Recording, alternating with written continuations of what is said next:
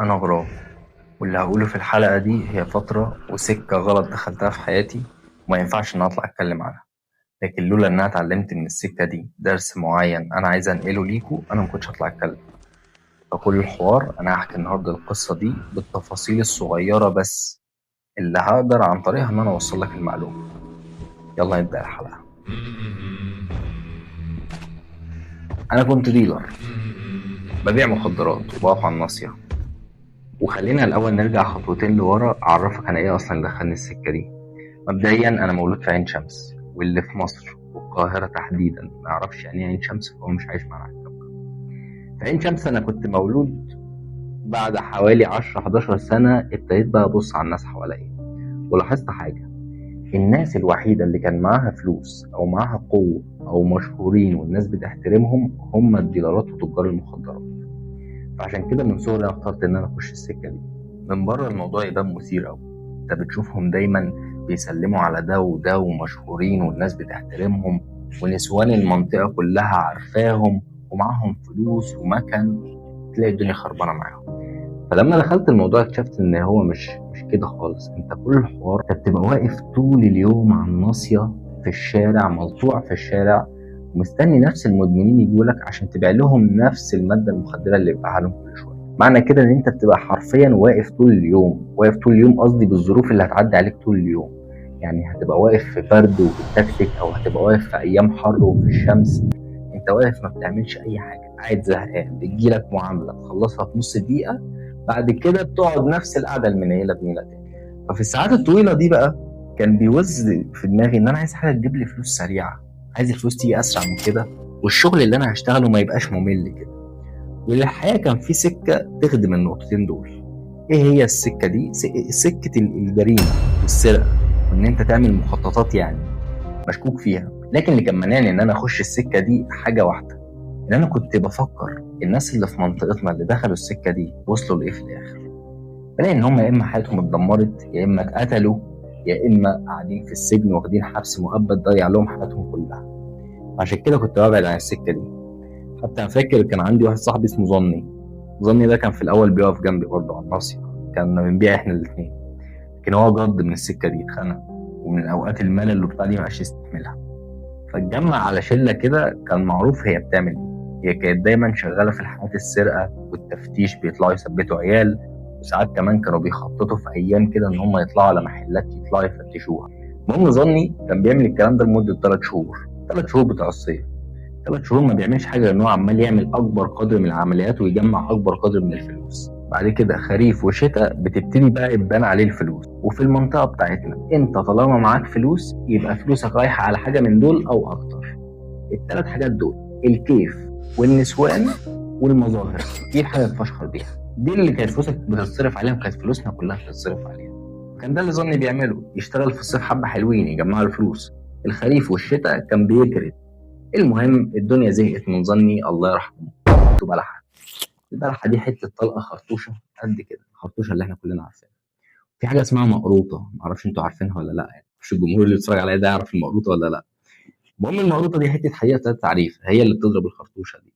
خد فعلا خرطوشة، كانت في خناقة، عركة بسبب الطلعات اللي هو كان بيطلعها. كانت الناس عندنا في المنطقة وظني اتقتل. فكانت هي دي بقى مشكلة المجال بتاعنا. عايز تعمل فلوس وتحقق ثروة عن طريق إن أنت تبيع مخدرات وتقف على الناصية، فأنت محتاج إن أنت تستنى ساعات وتستنى ساعات الملل دي كلها ما بتعملش أي حاجة. من الآخر كنت بتبقى عامل أكنك في وظيفة بالظبط. ففي عين شمس مفيش حاجة اسمها كده. أنت الناس هناك الحاجة اللي بتجري في عروقهم إن هم عايزين أسرع طريقة تجيب بيها فلوس. اللي كان بيمنعهم بقى عن السكة دي إيه؟ إن هم عارفين إن هم لو دخلوا الدايرة دي مش هيخرجوا منها. انت ديلر، قررت ان انت تخش في السكه دي، جمعت لك كام قرش، لقيت الحوار شغال معاك كويس. بعد كده صرفت بقى في المظاهر وفي الفخره واتبسطت بالفلوس دي شويه، هتحتاج فلوس كمان. هترجع بقى تقف على الناصيه، هتلاقي الحوار بقى ممل شويه. ليه؟ لان زي ما قلت لك بعيد عن ان الشغل مدته طويله، انما الشغل نفسه ممل. انما السكه التانيه اللي مش فيها ظن الله يرحمه دي سكه ممتعه. ليه؟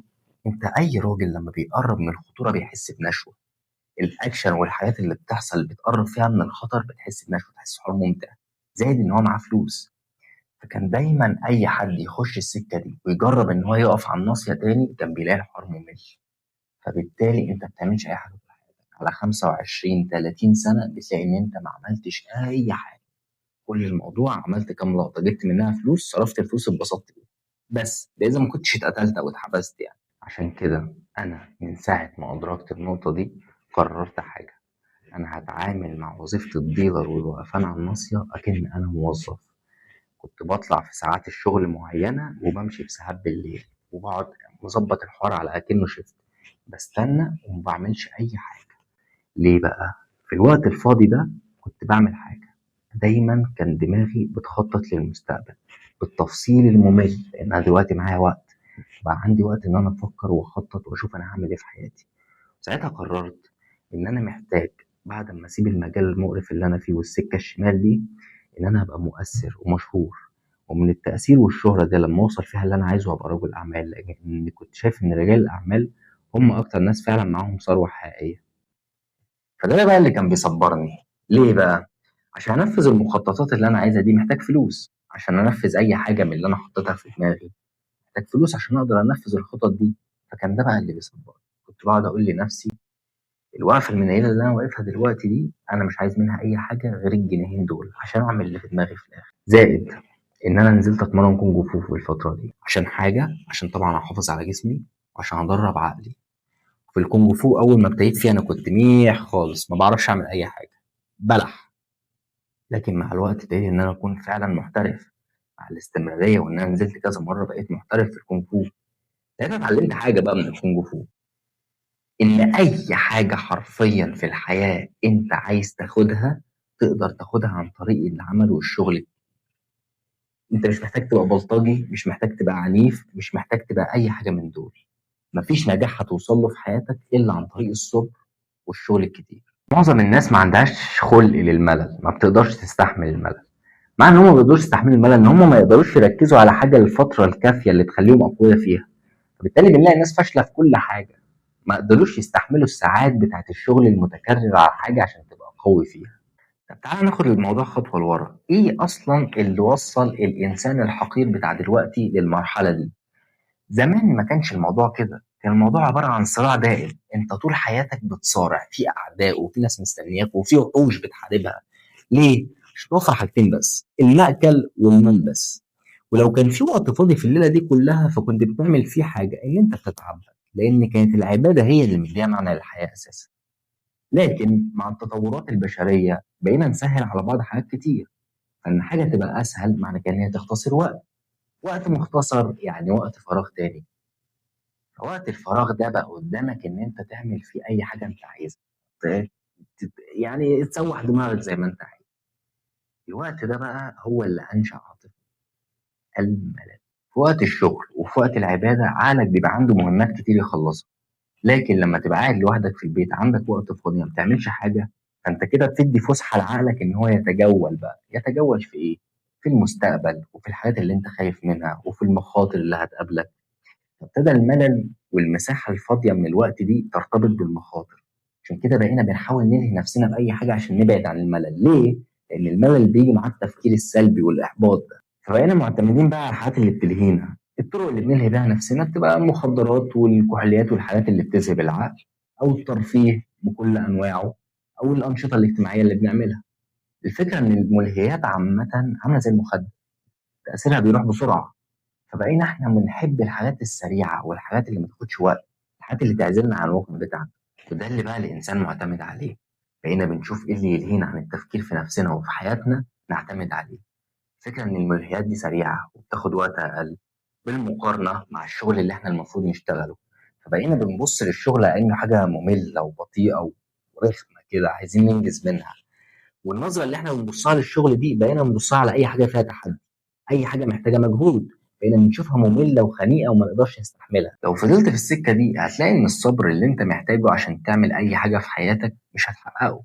ولو حاولت إن أنت تقعد لوحدك تركز على حاجة معينة مش هتعرف. لكن في حاجة تانية مرتبطة بالملل غير الإحباط ومشاعر القلق، هتوصلك لنتائج مختلفة تماما. أجيب الخطة بتاعتنا والاستراتيجية واجي. ده المخطط اللي أنت هتمشي عليه، مش محتاج تقراه عشان أقراه لك دلوقتي. في البداية قلنا إن الملل هو الكينج بتاع الحلقة النهاردة. هيوصلك يا إما للإحباط او التفكير السلبي او القلق والخوف من المستقبل. فاحنا كل اللي احنا هنعمله ان احنا هنلغي الكلام ده كله. هنخلي الملل يوصلك للنجاح. ازاي بقى؟ المخطط كالاتي: انت عندك هدف كبير، هدف عايز توصل له، النجاح عن اي هدف في حياتك انت شايف ان هو ده معناه النجاح بالنسبه لك، تحطه هنا. طيب، بعد ما تبتدي تقرر ان انت تعمل حاجه هتلاقي ان انت محتاج مهارات تتعلمها عشان توصل للنجاح ده، محتاج خبره ومحتاج شغل كتير عشان توصل للنجاح. بعد ما تعمل الكلام ده كله هتبتدي ان انت تاخد خطوه في الكلام ده. خطوه في الكلام ده معناه ان انت تعدي عليك فترات ملل كبيره في الوقت اللي انت بتتعلم فيه او بتكتسب فيه حاجات كتير. تبتدي انك تعود نفسك على الملل، وهتبص للملل بنظره تانية ان هو ده اللي انت عايز توصل له بدل ما كنت عايز تهرب. تعمل الكلام ده هيعدي عليك 3 تأثيرات، 3 مراحل هتعدي عليها. إلغاء الملل. ليه بقى هتلغي الملل؟ الملل اللي احنا خايفين منه واللي عايزين نلغيه هو ده. فإلغاء الملل إن أنت هتبتدي إن أنت تنسى نفسك وقت الشغل، مش هتبتدي تحس بالفراغ اللي كنت بتحس بيه، أنت مندمج أكثر اندماج عشان عايز تحقق حاجة. نسيان المشاكل، أنت لما تقعد تعمل كده وتفكر في شغلك مش هتفكر بقى في المشاكل والحاجات اللي بتقلقك، أنت مشغول دلوقتي. تغيير الإلهاء، ودي النقطة الأهم. الأول إحنا قلنا إن الملهيات كانت المخدرات أو الترفيه أو الأنشطة الاجتماعية. بعد ما تعود نفسك على العقلية دي الإلهاء هيبقى مختلف تماما. الإلهاء اللي كان بيديك المتعة كان خارجي في الأول، إنما الإلهاء ده هيبقى داخلي، إن أنت حققت حاجة وأنجزتها أو تحدي معين عملته فبتبتدي إن أنت تتبسط بيه. فالانبساط اللي كنت بتاخده عن طريق الإلهاء اللحظي ما بقاش موجود، اللي هو كان مضر وما بيوصلكش لحاجة. انت لا، انت بقيت معتمد على الهاء تاني بيدوم اطول وبيوصلك لحاجه في حياتك، اللي هو ان انت تحقق حاجات في حياتك وتبتدي ان انت تحقق انجازات، والانجازات دي هي اللي تبسطك في حياتك. ده المخطط. خده سكرين، الزقه في طيزك، اعمل اي حاجه، المهم ان ده اللي تمشي عليه حياتك. السر الحقيقي والمعادله الحقيقيه ان انت تستوعب الحقيقه المره ان مفيش نجاح في الحياه بيجي بسهوله، والموضوع مش مثير ولا حلو. فكره ان انت تشتغل على حاجه وتستحمل اوقات الملل والبطء في العمليه ده مش مثير ولا كويس. لكن لازم تستوعب حاجه، ان مقياس الليله دي كلها هو مستوى رغبتك، قد ايه انت عايز توصل للحاجه دي فعلا. ولازم تفهم ان مفيش طرق مختصره توصلك للكلام ده، مفيش طريقه سريعه ولا سهله توصلك للموضوع ده.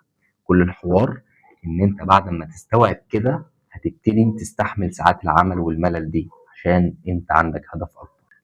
انا غراب، اي مكان هتشوف فيه الوش ده هو هيتكلم عن حاجه في الواقع. انا كلمتك عن اسوأ فتره في حياتي، وكلمتك على حاجه ما ينفعش ان انا اتكلم عنها، وناس كتير اصلا ما تعرفهاش عني، سمعتي ممكن تبوظ قدامهم.